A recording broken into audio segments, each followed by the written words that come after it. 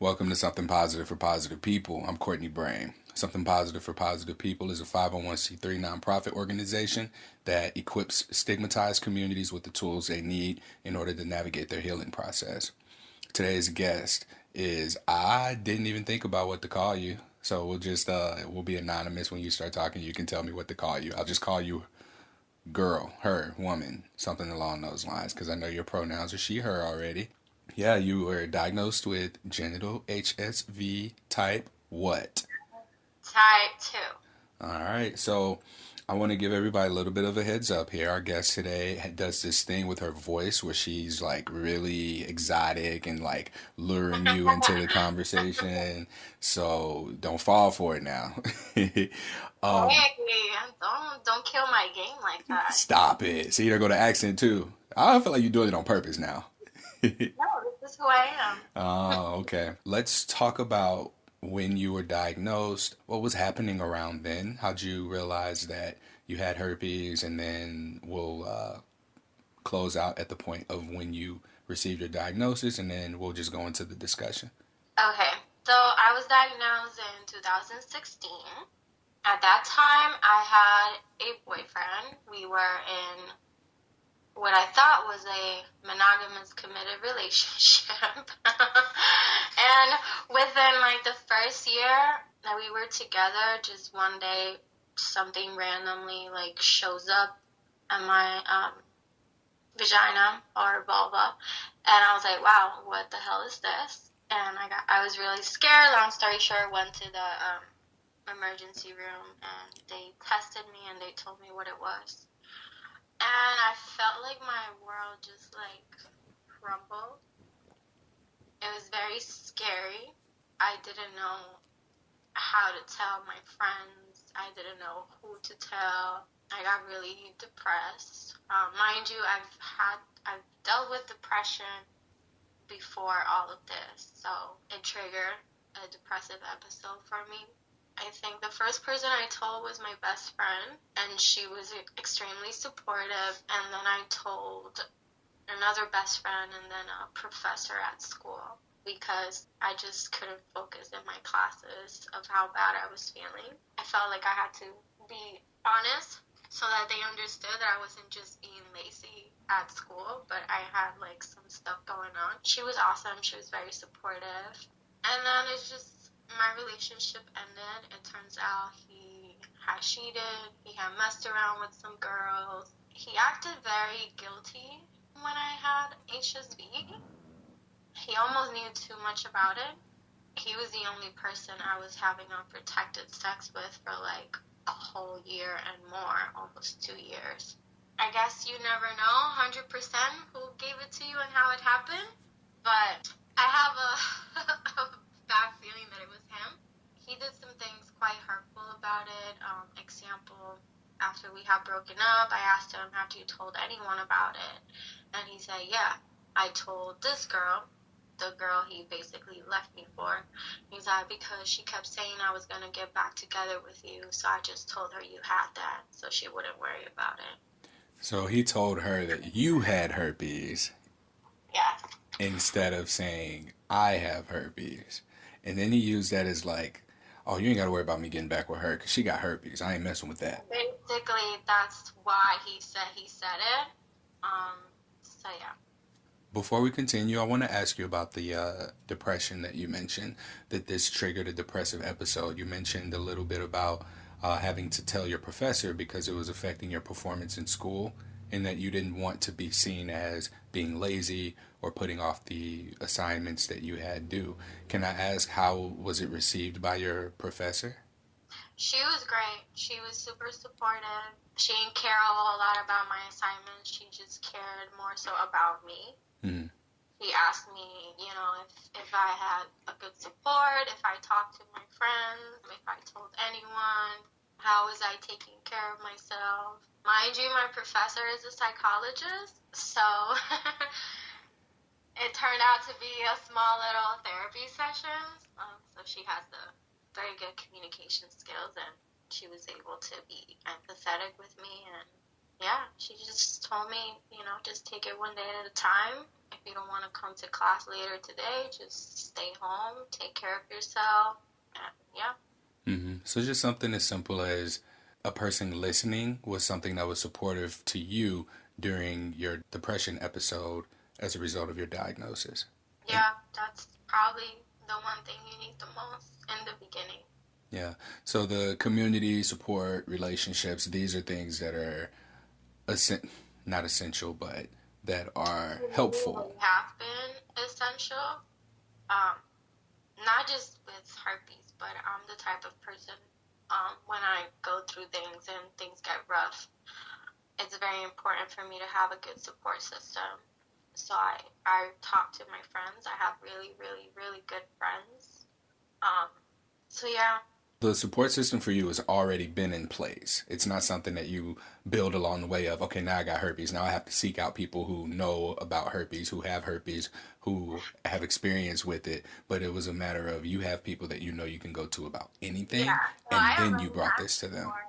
Yeah, I already have support, but later on, as I tried to cope with this, that's when I started going on Instagram, and I found all of these awesome people like yourself, and I follow Positive Results and Anxious Bee in the City, and it was just awesome. I started going to online support groups, and while my friends are great and they've, are very supported, it's been also important for me to talk to other people who've been through the same experience and kind of getting feedback from them, or advice on how to like disclose, or advice on how to like manage an outbreak, doing like natural home remedies and stuff like that. So that community also has been very essential in my coping with this diagnosis. If your teacher was a psych teacher, I'm going to assume that you are in psychology to some extent? Yeah, I'm a doctoral student in clinical psychology. I have a background in health psychology, and ironically, I've always been interested in how chronic health conditions can have an impact on your mental health. So when this happened to me, as I coped with it, I was like, okay, how can I incorporate this into my life? Like, what's the take-home message? How can I use it towards my advantage? And it really opened my eyes into how does someone who does have a health condition that has no cure will feel mentally. So I think it helped me empathize more with the individuals I treat and want to treat. And so, yeah, I try to use it towards my advantage. Okay. So, yeah. Yeah. And so it sounds like that's been helpful for you to apply the experience that you have to your healing process. And I say this because while you are looking at it from a mental health perspective, someone else can look at it from an analytical perspective. Someone else can look at it from an emotional perspective, a spiritual perspective. So you sort of have your own pattern recognition in place, and you can integrate the two or apply the two in order to make meaning of it and deal with the situation. Okay, I like that. That's helpful because and I'll use like a general field as another example, just like with being a personal trainer. I use the example of you have to, if you want to build the muscle, you want to build the strength or make it bigger, you have to break the muscle down, allow it to heal itself, and then it's stronger. And that's the same thing that applies with disclosing, for instance, and having the conversation about herpes. So the more you flex and work those muscles, and then you allow yourself to process, that's the resting process, the stronger the muscle becomes. So yeah, just to throw that out there too. I agree. The more I talk about it, the more I disclose, and the more, I guess, the better I feel about myself. I feel empowered. I feel like I educate people, and I feel like I am normalizing something that should be taken as normal, ending that stigma. So the more I say it, the more, I guess, normal it sounds to me. Like it really isn't a problem. So sometimes I just disclose like randomly. What do you mean you disclose randomly? We talking about the friends or partners? So not just partners. I've disclosed to classmates, I've disclosed to lab mates, I've disclosed to, I don't know, like acquaintances, my neighbor, my other neighbor. So you just running around telling everybody you got herpes. Basically. What a weird way to say it when you say it that way. Because if someone else were to do it, or someone weren't in the headspace of being able to be comfortable talking through this, or having had the experience of talking about having herpes for so long, just the thought of someone else knowing our status can be completely overwhelming. Mhm. And it seems like you, right out the gate, you knew who to tell, you knew how to tell them, and there was no real risk of feeling the terrible emotions that we imagine we'd feel after telling someone we have herpes. Yeah, I think the most difficult disclosures are by far to potential partners. But when you think about it, there's also other things like you might have feelings for them, you like them, you want to get to know them better. So there's kind of like that fear of, I don't want to say rejection, but that fear that the person is going to be an a-hole about it, or that they're not going to want to get to know you. Is it because that person in our mind has so much, like we give them so much value in putting them on a pedestal or whatever, that their opinion really impacts how we feel, or it affirms how we feel about ourselves? And is it that we're looking for that validation in a partner? I can talk to you about this because you're studying it. I'm about to test you. Yeah. You can share this with your professor and be like, yeah, I exercised what we learned in class. Exactly. I don't think necessarily because you put them on a pedestal, but it is someone you're interested romantically, and you may want them to be a part of your life. Like, especially if you're seeking to have a long-term relationship and you're ready for that, and you meet someone and you like them, you're like, okay, this is it, like, I'll get what I want, finally, maybe. So I think that's what makes it more nerve-wracking. So, are you saying that it's not necessarily the person, but it's the fantasy around the person of Both. us It could be creating? both. Yeah, it could be both. You could act like the person, but then also if you're ready to have a family and have a relationship, and then it's also that, like, the possibility of having what you want to have could go away with you saying something. But if it could go away with you saying something, especially something like this, It shouldn't, but the reality is that not everyone is going to be receptive about it. And something that it was hard for me to learn is that it's not about me. yeah. You know? It's about them. It's about, one, what they want to and not want to deal with. You kind of have to respect the other person's choice. Although I think it's stupid, but Well, I can speak for a general population of people when I say that if someone were to have approached me about them having herpes before I knew anything about it, before I knew not only how common it was, but also how impossible it seems to prevent yourself from contracting it, and then just how, we make the assumption that we're being tested for all of the STDs. Had someone told me that we're not, that probably would have completely shifted my world. And I can't say that I've had anyone disclose to me. I can't recall at least that they had herpes. But if I were to know what I know now back then, I think that I probably wouldn't have made any unnecessary investments in partners. You know what I mean? Like I would have been more picky for sure, to the point where, if I know, okay, I'm at risk for, if I know that I'm vulnerable to contracting an STI or receiving this permanent piece of something from a relationship with someone, I think that I would make it more worth it. Like I'd make sure that there's some sort of a long-term investment. I had someone tell me that once. I think it was the first guy I disclosed to. He said something to that extent. It's like, if I'm going to, you know, take the risk or whatever, I would like for it to, like, be more meaningful. Mm-hmm. I know I have some conflicting feelings about that. Well, share them here. What are your conflicting Because feelings? I'm like, do you feel like you need to have something more meaningful with someone for you to be with them because they have anxiety, because they have high blood pressure, because they have diabetes? It's a health condition. Yes, sadly, there's a reality that there is a stigma around it. And that's why we have these conversations. But it should be treated as any other health condition. It will just happen that it could either involve your lips or my other lips down there. Like, it's just a different part of your body. But just like with mental health problems, it comes from your brain. It's another organ, it's another muscle. Like, you wouldn't tell someone who has high blood pressure, don't take your medication. But why are we so quick to tell someone who has depression, don't take medication?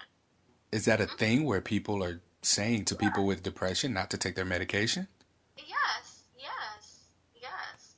There is the stigma around taking medication for mental health.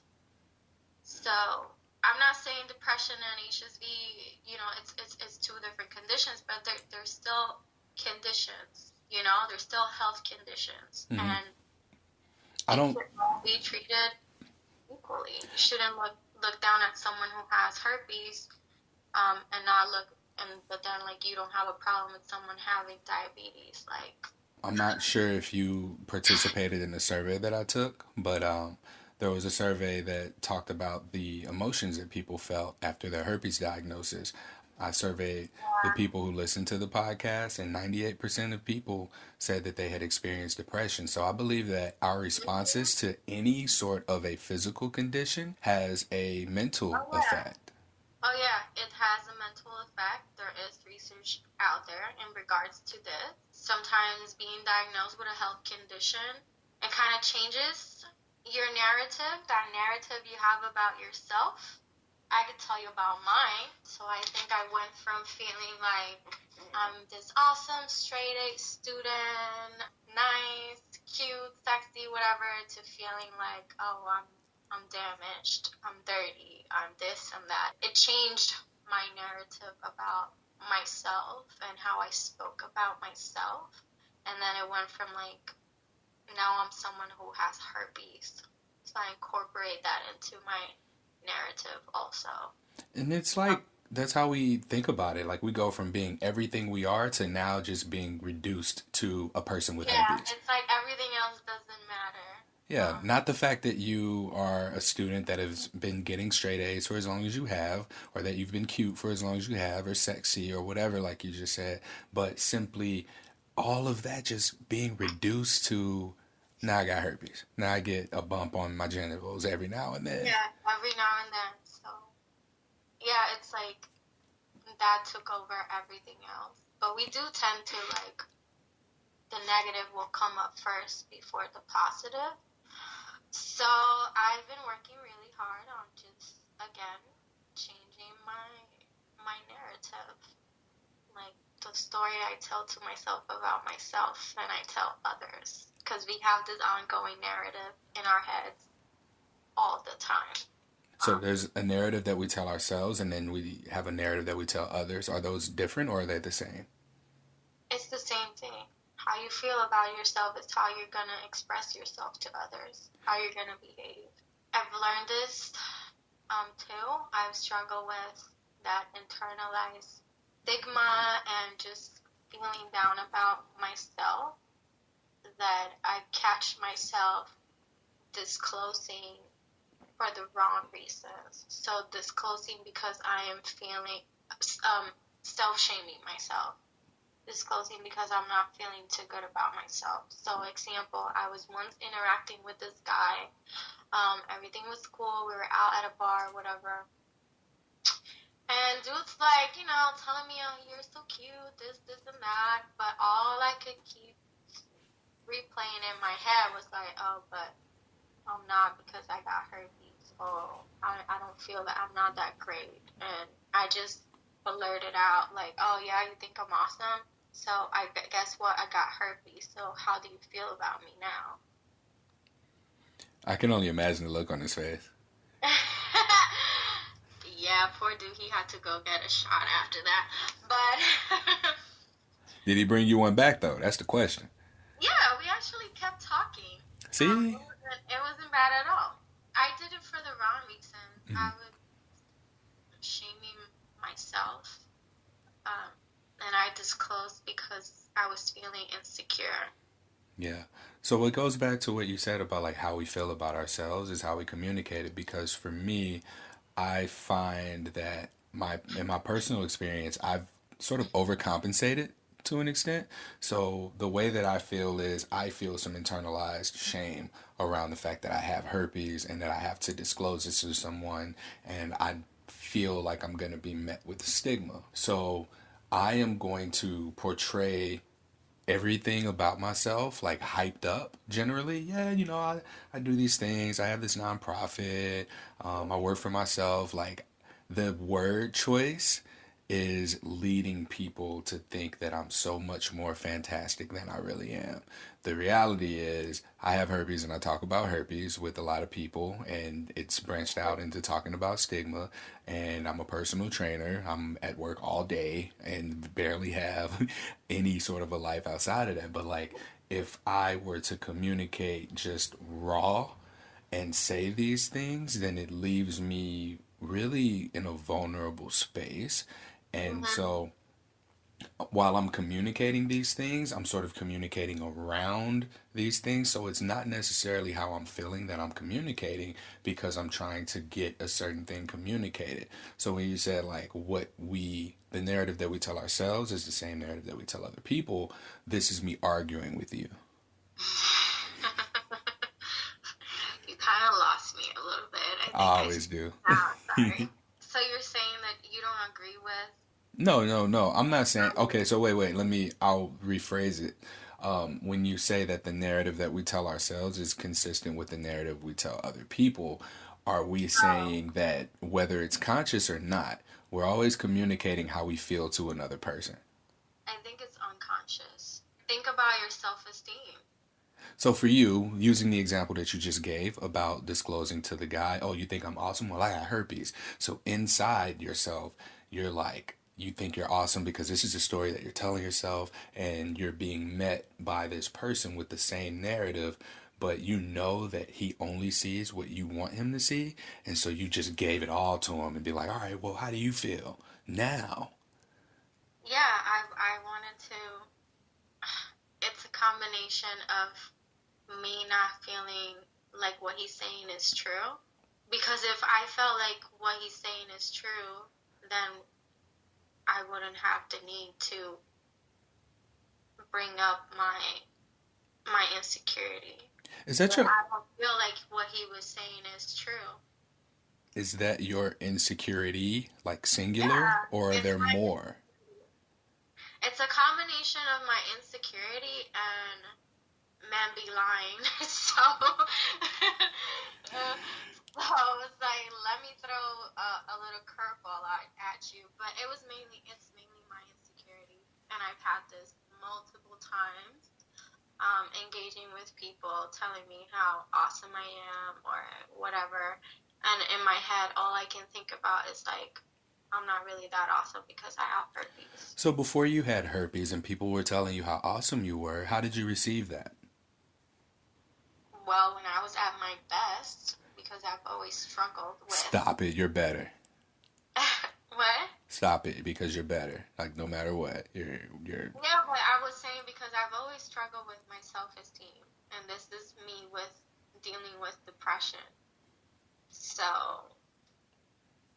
yeah, but no, I would take it. I felt really good about myself. There was nothing. I don't want to say nothing wrong with me because I got my issues, but yeah, I didn't feel like I was damaged. mm. So this is even before you had the herpes though, right? So you felt damaged beforehand and then you got herpes and you felt damaged because you had Well, herpes. I've always felt not so great about myself because I have all of these strong emotions. I'm very emotional and I feel sad often, and it's hard for me to be positive. And then you throw herpes and it's like, oh great, like here we go, another thing I gotta deal with. It was like another threat to my self-esteem, if that makes sense. It does. It does. But it was a combination of things, because it was the diagnoses, and then having someone be unfaithful in your relationship also. That was like another threat to my self-esteem. And I think these things kind of like build up. But in the past year, I started to go to therapy again. And I feel like I'm finally coping with the whole diagnoses and everything around it. Mm-hmm. How had you been dealing with it? Because you said 2016 you were diagnosed. We're on the 4th year. It's 2020 right now. How have you been coping with it? How have you been dealing with it? Are you healing? Are you worse? Oh, I think I'm way better now. I am healing as an ongoing process, right? But what have I done is, you really have to take it one day at a time, and then just doing little things, such as masturbation. I think that was like one of the first things I did to heal, because at first I couldn't even look at myself in the mirror naked without feeling bad. I didn't want to touch myself even. So slowly, as I feel better and start gaining back my sexual desire, I would say, I start touching myself and feeling good about my body and about me as a sexual being again. I figure I had to give myself some love before I wanted someone else to give it to me. You know, you need to. Why you say give it? Why you say give it to me like that? What you want me to say? Before someone was going to meet me with what I was asking for. Exactly. Oh. Yeah. So it was, how do I learn to love myself again? And this can look different for people in a number of different ways. So you used getting comfortable with your body again. Getting comfortable with my body, affirmations, telling myself how awesome and beautiful I am, how great my body is, and thanking my body for all that it does for me. Dancing naked in front of the mirror, just twerking, things like that. Did you do these kinds of things before your diagnosis? Some, but not a whole lot, actually. So. Would you say it means more now? Yeah, it does. I think it really forced me to look very deep into myself and cope with a lot of other issues I may have had around my self-esteem, and really how to love myself again. And I even wrote it in a journal one time, and I just wrote that I was going to love myself again even better than I did before. So yeah, and that's just what I've been trying to do, taking care of my body physically, like eating, sleeping, and exercising, which is also good for my mental health, my mood, and then stress management has been essential. Herpes kind of forced me to take better care of myself, because my outbreaks are very triggered by stress. I'm a graduate student, so I'm in stress a lot.